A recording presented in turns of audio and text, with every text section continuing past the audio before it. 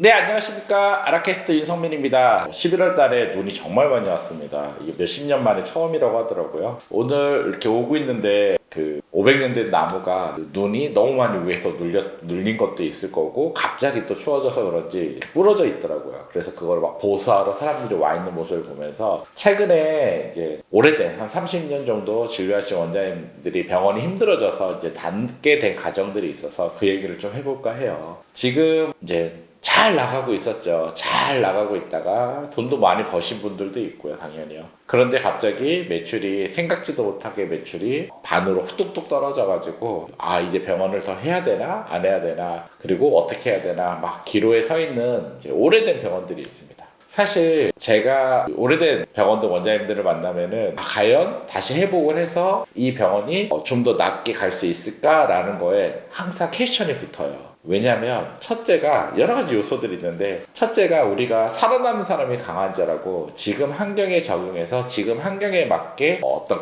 고객과의 관계, 커뮤니케이션 진료도 해야 되고요. 어떤 직원들하고의 커뮤니케이션, 직원들 운영도 해야 되고요. 이런 부분들이 맞게 또 새로운 환경에 맞게 마케팅도 하셔야 되고요. 이런 부분들이 이루어져야 되는데 과연 변화를 가져갈 수 있을까가 항상 첫 번째 드는 퀘스천이에요. 상당히 어렵더라는 거죠. 일단 인간이 이제 변화를 맞이하려면은 사실 위기가 있거나 매너리즘에 위기가 있거나 아니면 새로운 시작을 하거나 그럴 때가 이제 변화를 맞이할 수 있는데, 오랜 시간 동안 그 습관을 갖고서 오랜 시간 동안 하셨잖아요. 그런데 새롭게 무언가를 변화를 맞이한다는 건 쉬운 일이 아니라는 거죠. 그리고 또 대부분 원장님들이 30년 하시면은 안정적으로 자산도 있으실 부분들도 있으시고 당장 아주 막 급한 건 아니에요. 당장 아주 급한 건 아니다 보니까 되게 혁신적인 어떤 액팅을 하고 솔루션을 만들어내기가 어려워요. 사실 뭔가 위기를 느낄 때 그리고 문제의식을 느낄 때 변화를 만들어낼 수 있는데, 사실 위기의식과 문제의식이 그렇게 강하지가 않으세요.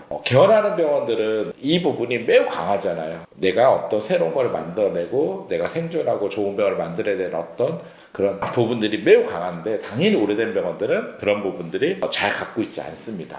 그리고 이제 우리가 문제가 생겼을 때 이제 내상을 입었을 때 회복하는 부분이 정말 늦으세요, 속도가. 왜냐면 당연하겠죠. 그 패턴에서 계속 오랜 시간 습관을 했는데 크게 변화가 없이 오다가 너무 갑자기 딱 맞았어요.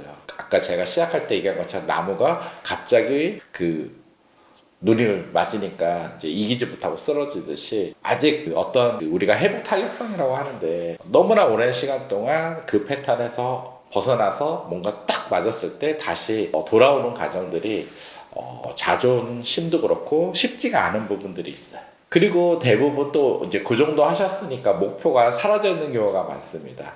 우리가 개원 초기에 갖고 있는 열정이 당연히 30년대 열정과 같을 수는 없지 않습니까?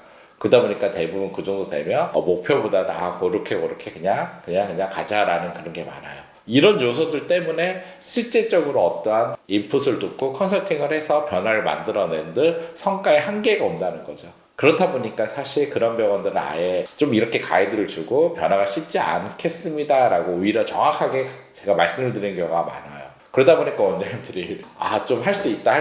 물론 그 중에서 좋은 케이스들이 있습니다. 작년에도 올해도 지금 한 케이스, 작년에도 한 케이스가 이렇게 30년대 원장님인데 정말 새롭게 변화하겠다, 정말 새로운 병원으로 만들어 보고 싶다, 오히려 목표를 새롭게 만드셨고 그 변화를 그대로 따라하겠다 해서 변화를 만든 병원 케이스들도 있습니다. 당연히 있는데 대부분의 많은 원장님들이 그런 틀 안에 들어가 있다는 거죠. 그렇게 되면 새로 그리고 진입해서 막 열심히 달려가는 병원과 경쟁해서 이길 수 있을까? 그리고 기존에 이제 시니어 베이스의 고객들은 고객 충성도가 높아서 한 군데 다니던 곳에 계속 다니는 게 많았는데, 지금 고객들은 충성도가 약합니다. 더 좋은 병원이 생겼다면 좋은 병원으로 가게 돼 있어요. 그리고 밸브 세대들도 똑같습니다. 더 좋은 병원에 들어왔으면 그 병원으로 가고요. 그 병원에 갔더니 더 좋은 커뮤니케이션을 하고 서비스를 갖고 있고 더 좋은 환경을 갖고 있어요. 그러면 당연히 밀릴 수밖에 없잖아요. 따라서 내가 어떤 변화와 혁신을 통해서 경쟁력을 만들어가는 과정이 매우 필요하다는 겁니다. 그런 부분들을 만들지 못하면 결국 또 쇠퇴하겠죠. 그러면 결국 병원이 문을 닫는 길로 가겠죠. 따라서 원장님들 스스로 내가 부러질 거냐, 아니면은 다시 여기서 새로운 혁신을 만들어낼 거냐라는 선택의 기로에 있다라고 보면 될 것 같고요. 그 선택의 기로에서 어떤 거를 선택하냐는 거는 경영자에 달려있다고 생각을 합니다. 따라서 원장님들이 그런 선택하에서 원래 병원들이 제가 매번 라이프 사이클을 얘기하지만 병원들의 매출이 서서히 줄어요. 서서히 주는데 갑자기 확 주는 경우는 경쟁병원이 확 생겼을 때거든요.